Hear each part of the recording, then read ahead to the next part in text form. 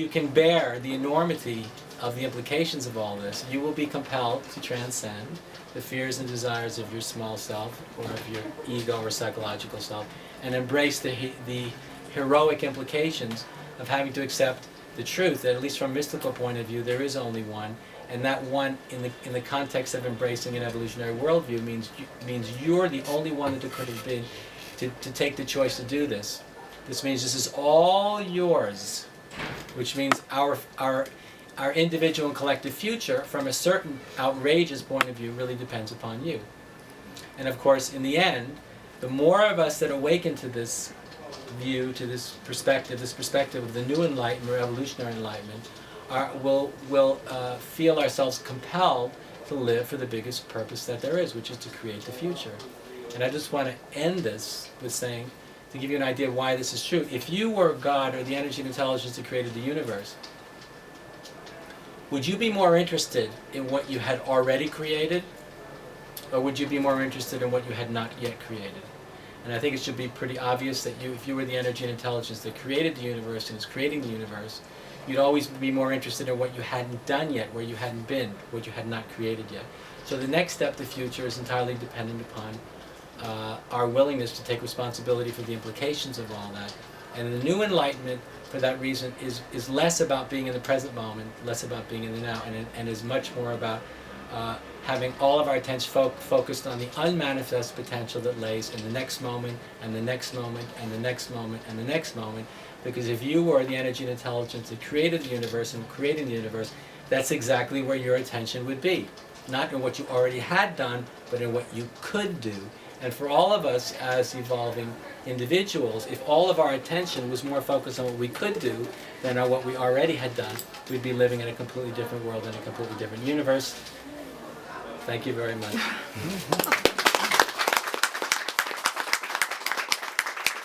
Hello. I haven't read your book. I apologise. You haven't read my book? I'm shocked. And I am a little bit lost about why this is new, which I know may be the nub. No, that's fine. But why it's actually new, because this idea of Vedanta, pure consciousness, is the knower, the perceiver, and the process of perceiving being one. Right. Has always been there, hasn't it? Yeah, sure. And also, I wonder where your idea of a traditional God came in, on the outer planes of the pure consciousness or from the inner. Well, I think that the main difference here is that the world of form is evolving.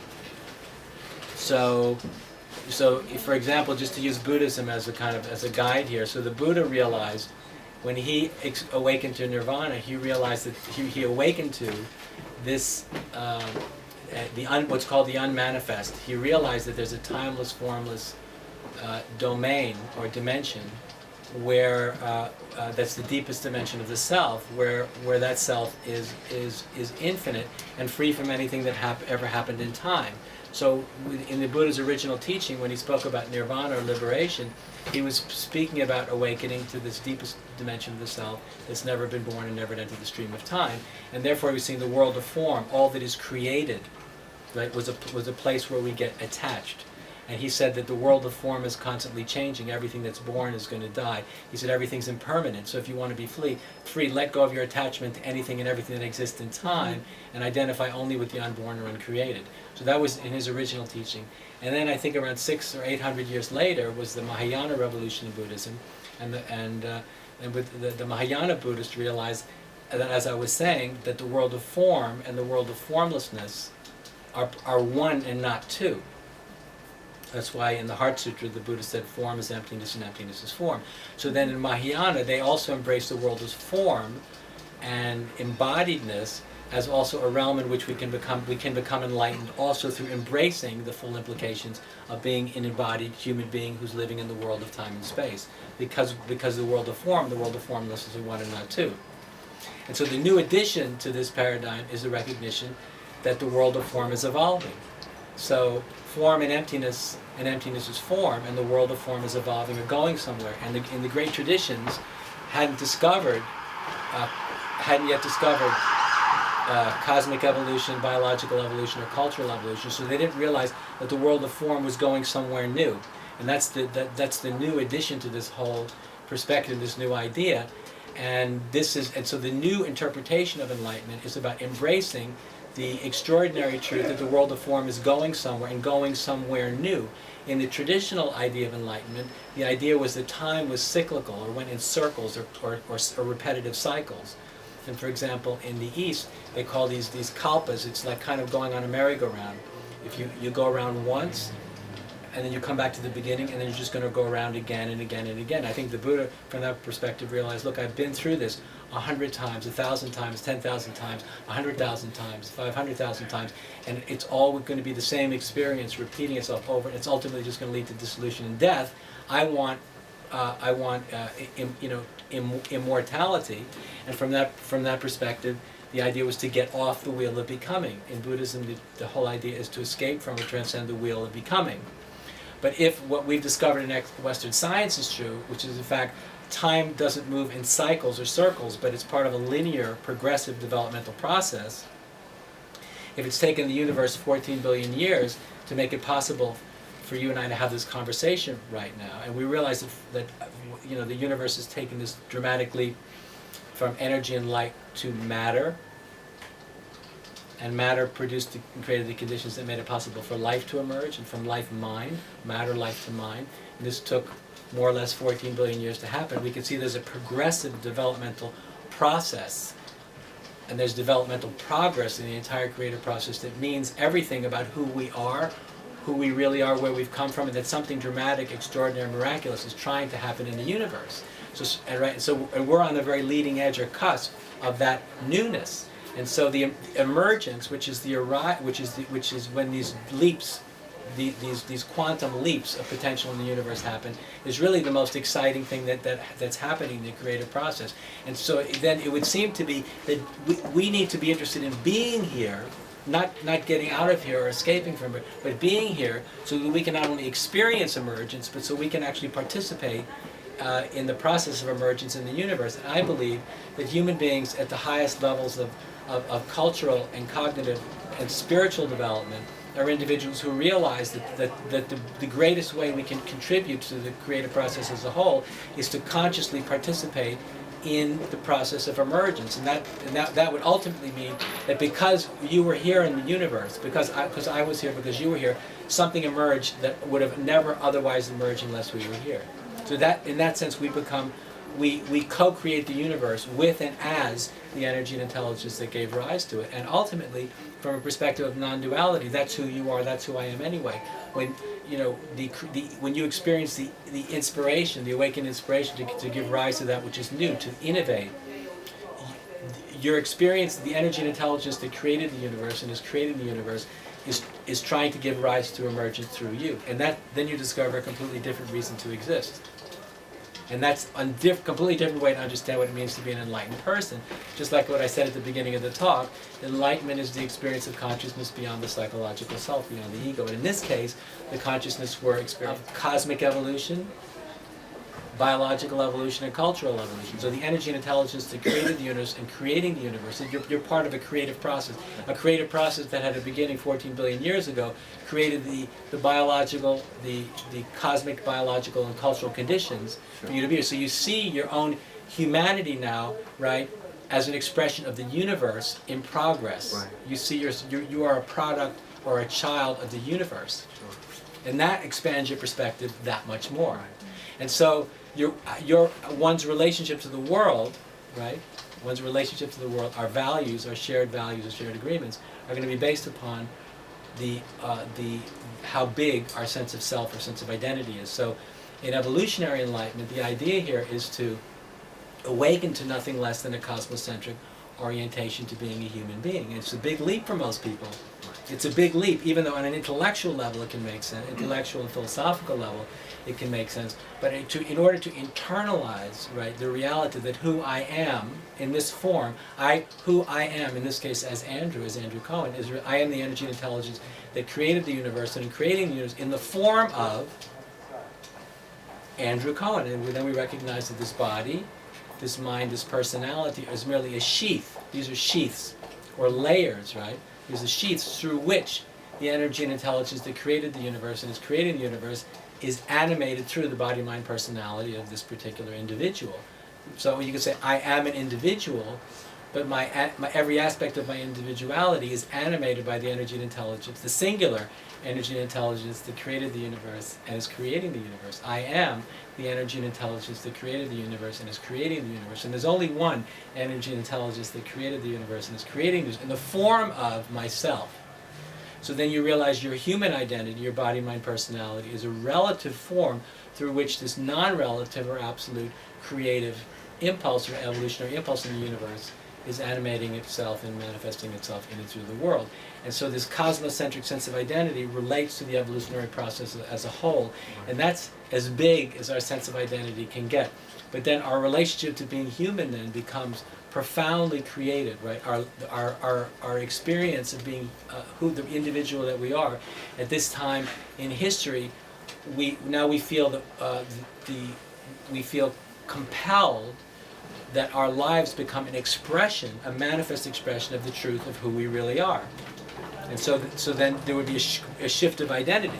And so if you no longer identify yourself to be merely the individual human being that you believed yourself to be, but in fact you're the energy and intelligence that created the universe and creating the universe, the expression of your humanity is going to be very, very, very different. And you're going to be living for a much bigger reason than simply to satisfy the fears and desires of your ego, or to live out really the values that your culture has conditioned you to see the world through. You know, there'll be a ferocious evolutionary, creative inspiration that will be shining powerfully through you, because if you know you're the energy and intelligence that created the universe and are creating the universe, and you've internalized that. It's not merely an intellectual belief, but it's something you've recognized at a much deeper level.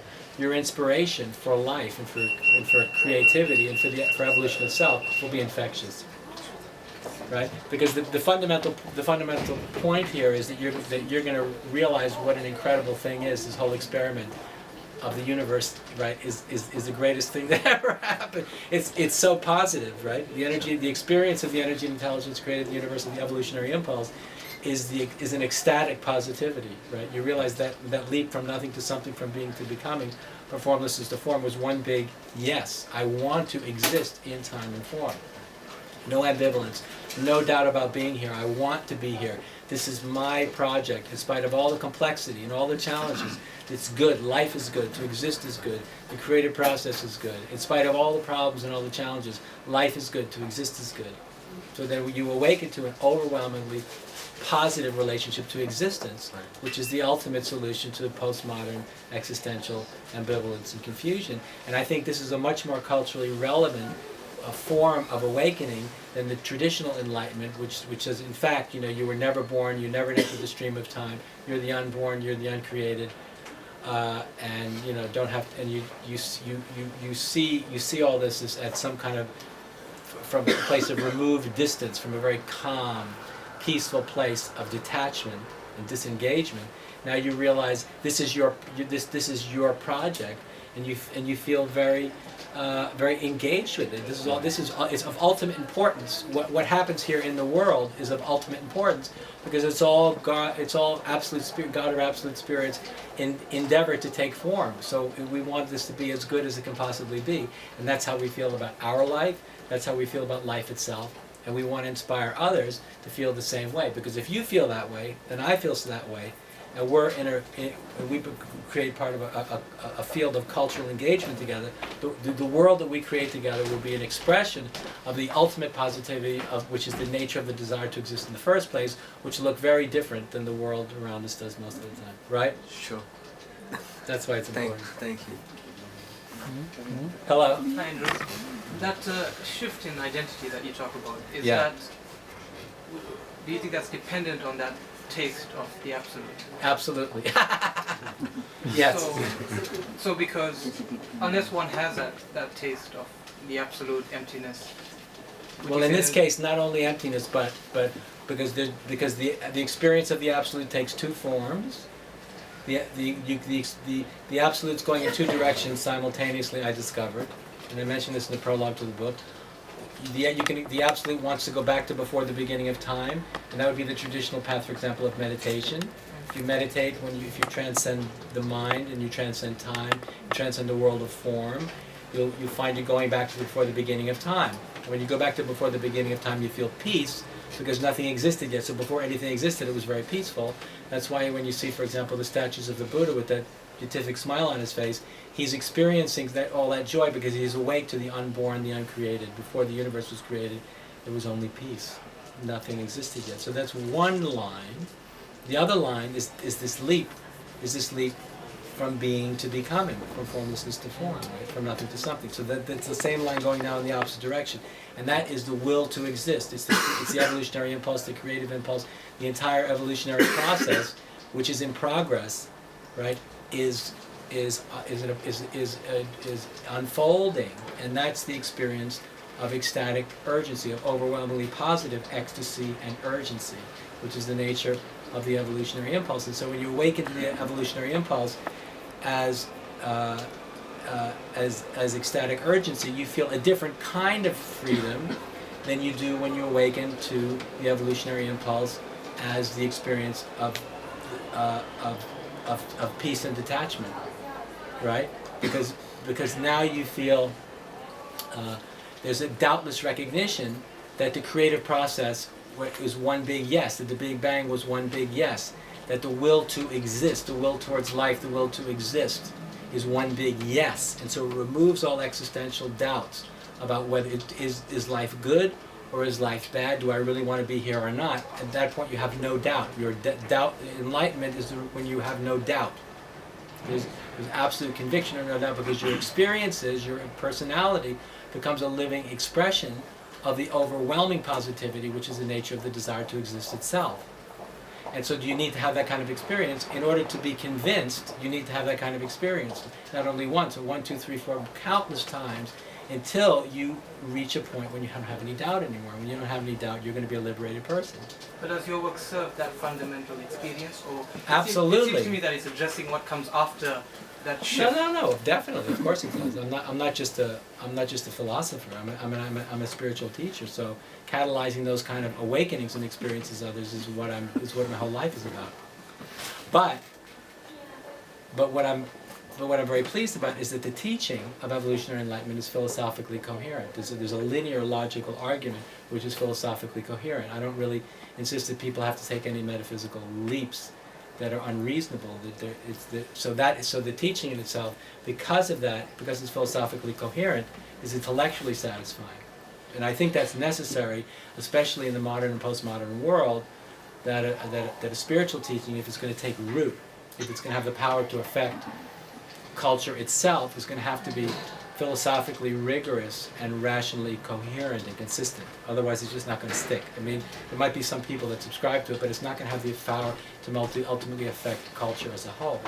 So the teaching is philosophically coherent, but the teaching itself is meant to catalyze a shift in an actual experiential shift in consciousness, which is especially the beginning. The whole point is to experience the truth, for example, of everything I've said today, to experience the truth of it, not just to understand the words and say, well, that makes sense, that's interesting, but when you have the experience, you realize, this is actually true. I'm having the experience of the thing itself. And then when you have the experience of the thing itself, you become very excited, compelled by the thing itself.